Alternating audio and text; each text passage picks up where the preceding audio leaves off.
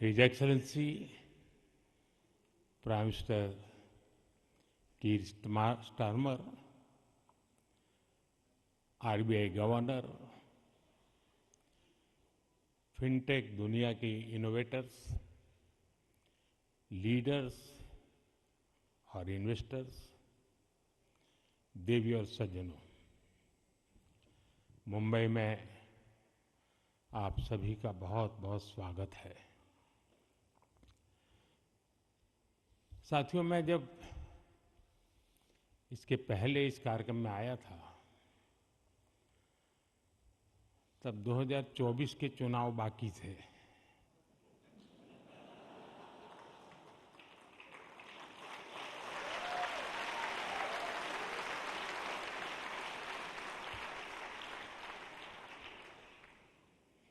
लेकिन उस दिन मैंने कहा था कि मैं अगले कार्यक्रम में आऊंगा।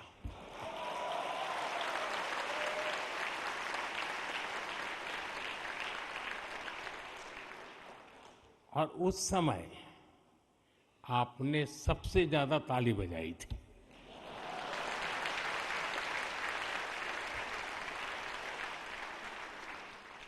और उस समय जो राजनीति शास्त्र के जानकार लोग यहां बैठे थे, उन्होंने मान लिया था कि मोदी आ रहा है। साथियों, मुंबई यानी the city of energy, Mumbai यानी the city of enterprise, Mumbai यानी the city of endless possibilities. उस मुंबई में अपने मित्र प्राइम मिनिस्टर स्टारमर का विशेष अभिनंदन करता हूं।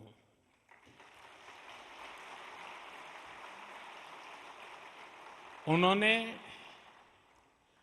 ग्लोबल फिनटेक फेस्टिवल के लिए समय निकाला। मैं उनका आभारी हूं। फ्रेंड्स,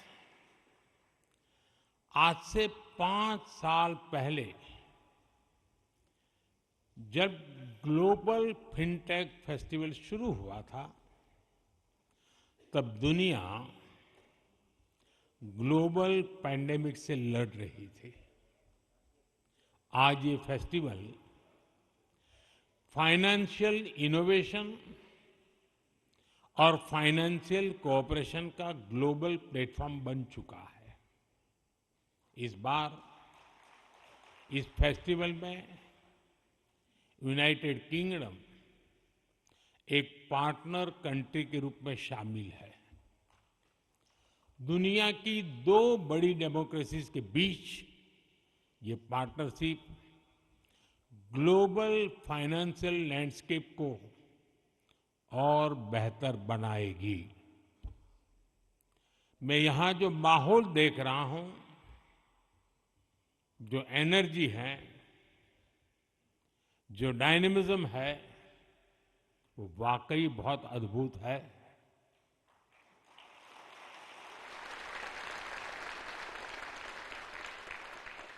ये भारत की इकोनॉमी के प्रति, भारत के ग्रोथ के प्रति ग्लोबल ट्रस्ट का प्रतीक है। मैं क्रिस गोपालाकृष्णन जी को, आरबीआई गवर्नर को, श्री संजय मल्होत्रा जी, सभी आयोजकों और पार्टिसिपेंट्स को इस शानदार आयोजन के लिए बहुत बहुत बधाई देता हूं।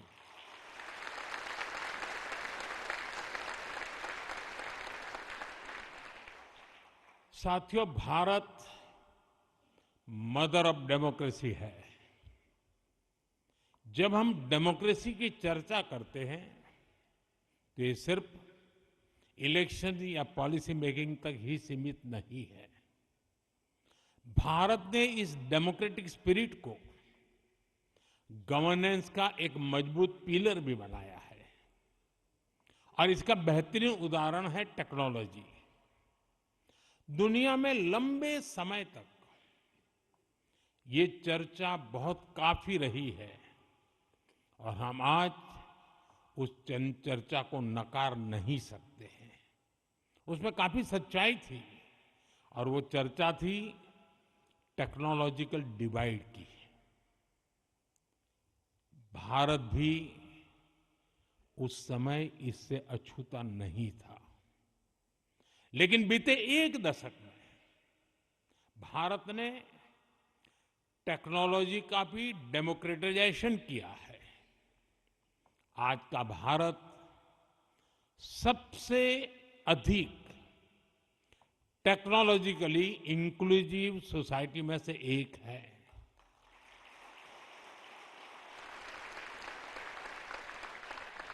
साथियों, डिजिटल टेक्नोलॉजी का भी हमने डेमोक्रेटाइजेशन किया है। इसको देश के हर सिटीजन, हर रीजन के लिए एक्सेसिबल बनाया है। आज ये भारत का गुड गवर्नेंस मॉडल बन चुका है। ये एक ऐसा मॉडल है जिसमें सरकार जनहित में डिजिटल इंफ्रास्ट्रक्चर डेवलप करती है और फिर उस प्लेटफॉर्म पर प्राइवेट सेक्टर अपने इनोवेशन से नए नए प्रोडक्ट तैयार करता है। भारत ने दिखाया है कि टेक्नोलॉजी केवल सुविधा नहीं, समानता का साधन भी बन सकती है। साथियों, इस इंक्लूसिव अप्रोच ने हमारे बैंकिंग सिस्टम को भी ट्रांसफॉर्म किया है। पहले बैंकिंग एक प्रिविलेज थी, लेकिन डिजिटल टेक्नोलॉजी ने इसको एम्पावरमेंट का माध्यम बना दिया।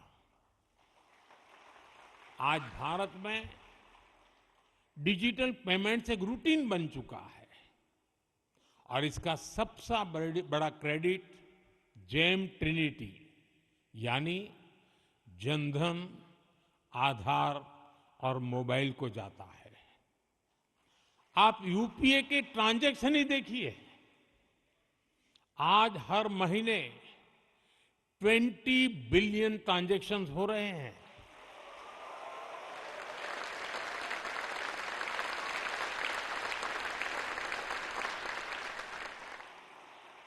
इनकी वैल्यू 25 ट्रिलियन रुपीस यानी 25 लाख करोड़ रुपए से अधिक है।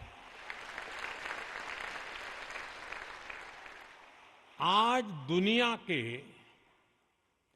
हर 100 रियल टाइम डिजिटल ट्रांजैक्शन में से 50 अकेले भारत में होते हैं।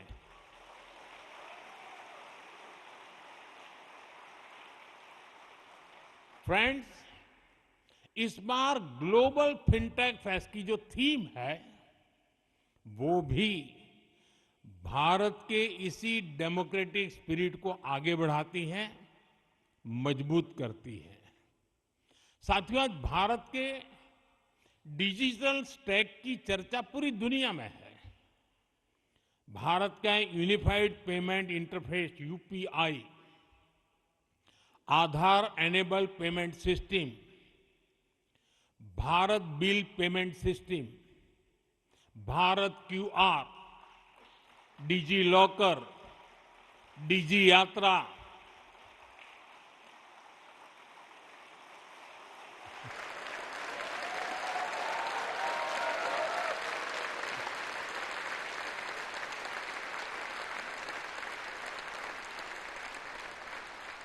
गवर्नमेंट ई मार्केट प्लेस यानी जेम, ये सब भारत की डिजिटल इकोनॉमी की रीढ़ है।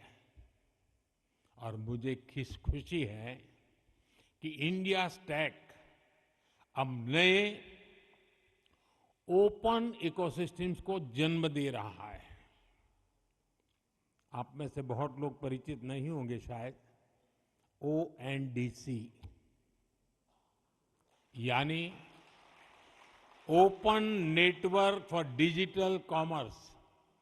छोटे दुकानदारों और MSMEs के लिए वरदान बन रहा है। अब वे पूरे देश के मार्केट तक पहुंच रहा है। ओसन, OCEN, open credit enablement network, छोटे एंटरप्रेन्योर्स के लिए एक्सेस टू क्रेडिट को आसान बना रहा है। ये सिस्टम MSMEs के लिए क्रेडिट शॉर्टेज की समस्या का समाधान कर रही है। मुझे विश्वास है कि RBI जिस करेंसी की तरह आगे बढ़ रही है, डिजिटल करेंसी के लिए, उससे भी चीजें बहुत बेहतर होगी। ये सारे प्रयास भारत के अनटैप्ड पोटेंशियल को हमारी ग्रोथ स्टोरी की पावर बनाएंगे। साथियों, इंडिया स्टैक केवल भारत की सफलता की कहानी नहीं है, ये दुनिया के लिए।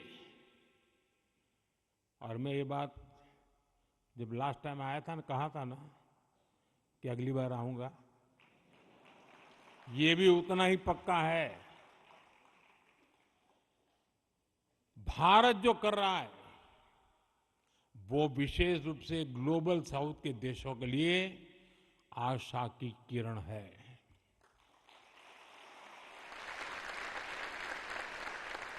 भारत अपने डिजिटल इनोवेशन से दुनिया में डिजिटल कोऑपरेशन और डिजिटल पार्टनरशिप बढ़ाना चाहता है। और इसलिए हम अपने एक्सपीरियंस और ओपन सोर्स प्लेटफॉर्म दोनों को ग्लोबल पब्लिक गुड के लिए शेयर कर रहे हैं।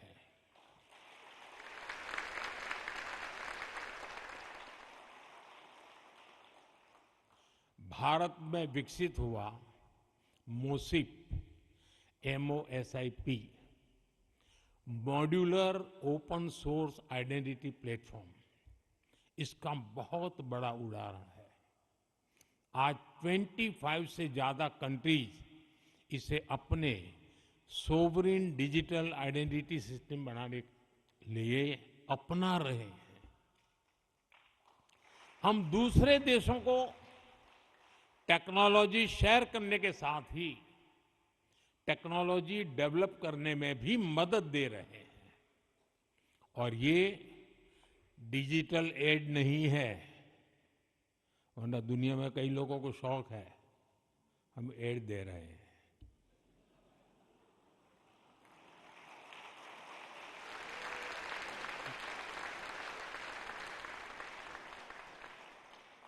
समझदार को इशारा काफी है।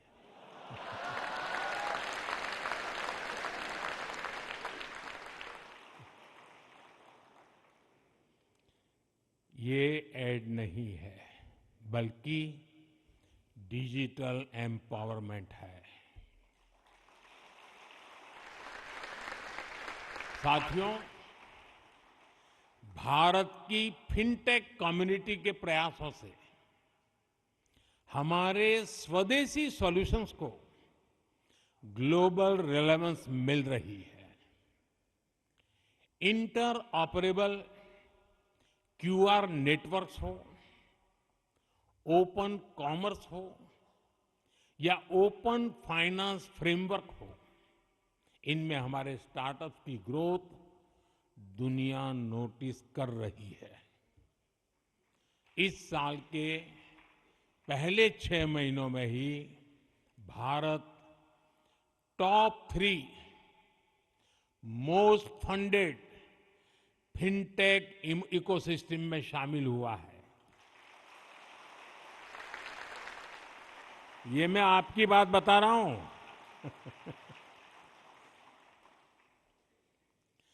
साथियों, भारत की विशेषता सिर्फ स्केल नहीं है, हम स्केल को इंक्लूजन, रेजिलियंस और सस्टेनेबिलिटी के साथ जोड़ रहे हैं। और यहीं पर AI का रोल शुरू होता है। अंडर राइटिंग वायरस को कम सकता है, फ्रॉड को रियल टाइम डिटेक्ट कर सकता है। इसके अलावा अन्य सर्विसेज को बेहतर बनाने में भी एआई की बड़ी भूमिका हो सकती है। इस पोटेंशियल को अनलॉक करने के लिए हमें एक साथ मिलकर डेटा, स्किल्स और गवर्नेंस में इन्वेस्ट करना ही होगा। साथियों, एआई के क्षेत्र में भारत की अप्रोच 3 प्रमुख प्रिंसिपल्स पर आधारित है। Equitable access, population scale skilling और responsible deployment. India AI mission के तहत हम हाई परफॉर्मेंस कंप्यूटिंग कैपेसिटी बना रहे हैं ताकि हर इनोवेटर और स्टार्टअप को सस्ती और आसान सुविधा मिले।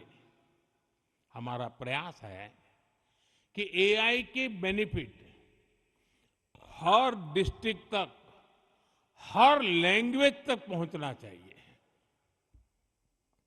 हमारे centres of excellence, skilling hubs और इंडिजिनियस एआई मॉडल्स ये सुनिश्चित कर रहे हैं। फ्रेंड्स, भारत हमेशा से global framework for ethical AI के पक्ष में रहा है। हमारे डिजिटल पब्लिक इंफ्रास्ट्रक्चर का एक्सपीरियंस और हमारी लर्निंग रिपोजिटरी दुनिया के लिए यूजफुल हो सकती है।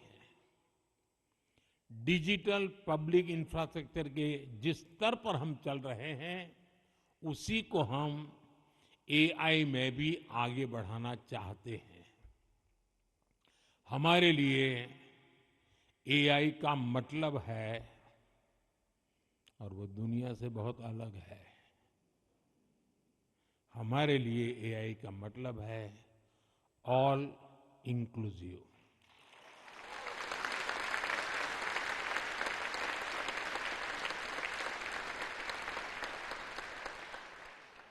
साथियों, आज दुनिया में एआई के लिए ट्रस्ट और सेफ्टी रूल्स को लेकर डिबेट चल रही है, लेकिन भारत इसके लिए पहले ही ट्रस्ट लेयर का निर्माण कर चुका है।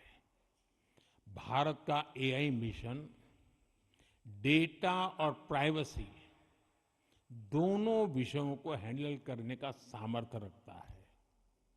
हम एआई में भी ऐसे प्लेटफॉर्म विकसित करना चाहते हैं जिस पर इनोवेटर्स इंक्लूसिव एप्लीकेशंस डेवलप कर सके। पेमेंट्स में हमारी प्रायोरिटी स्पीड और एश्योरेंस है। क्रेडिट में हमारा लक्ष्य अप्रूवल्स और एफोर्डेबिलिटी है। इंश्योरेंस में हमारे टारगेट पॉलिसीज और टाइमली क्लेम्स हैं, और इन्वेस्टमेंट में हमें एक्सेस और ट्रांसपेरेंसी में सक्सेसफुल होना है।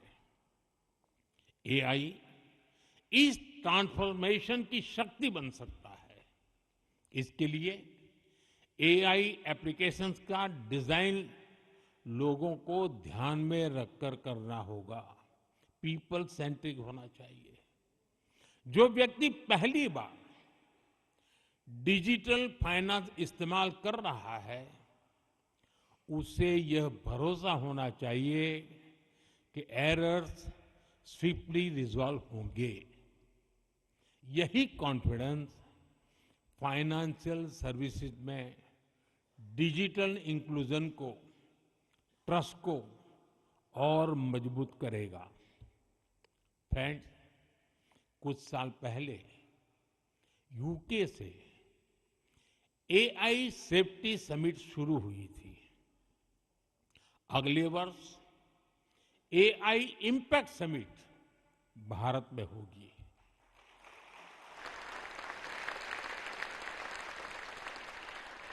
यानी सेफ्टी पर चर्चा यूके से शुरू हुई थी, अब इम्पैक्ट पर संवाद भारत में होगा।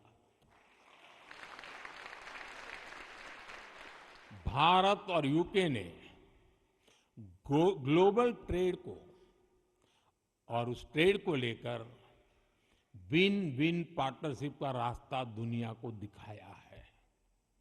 एआई और फिनटेक में भी हमारी साझेदारी इसी भाव को सशक्त करती है।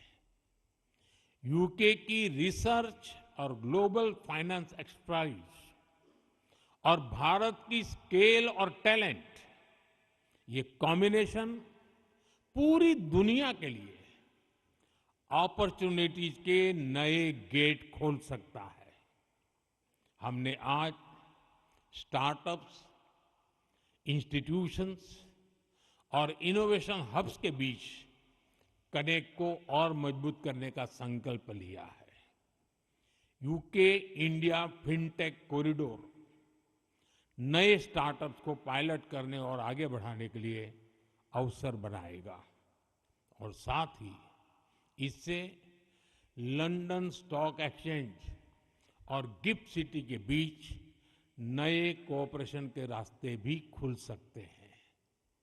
दोनों देशों के बीच ये फाइनेंशियल इंटीग्रेशन हमारी कंपनियों को फ्री ट्रेड एग्रीमेंट का ज्यादा से ज्यादा लाभ देने में उपयोगी होगा, मदद करेगा। साथियों, हम सभी पर बहुत बड़ी जिम्मेदारी है। मैं आज इस प्लेटफॉर्म से यूके समेत दुनिया के हर पार्टनर को भारत के साथ पार्टनरशिप के लिए इनवाइट करता हूं।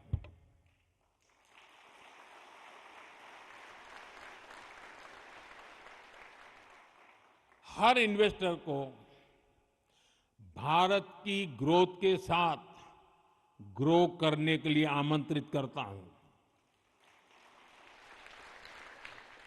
हमें ऐसा फिनटेक वर्ल्ड बनाना है जहां टेक्नोलॉजी, पीपल और प्लेनेट दोनों को समृद्ध करे, जहां इनोवेशन का लक्ष्य केवल ग्रोथ नहीं बल्कि गुडनेस भी हो, जहां फाइनेंस का अर्थ केवल नंबर्स नहीं बल्कि ह्यूमन प्रोग्रेस हो।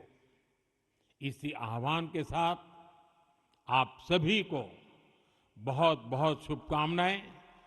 आरबीआई को बहुत बहुत अभिनंदन। धन्यवाद।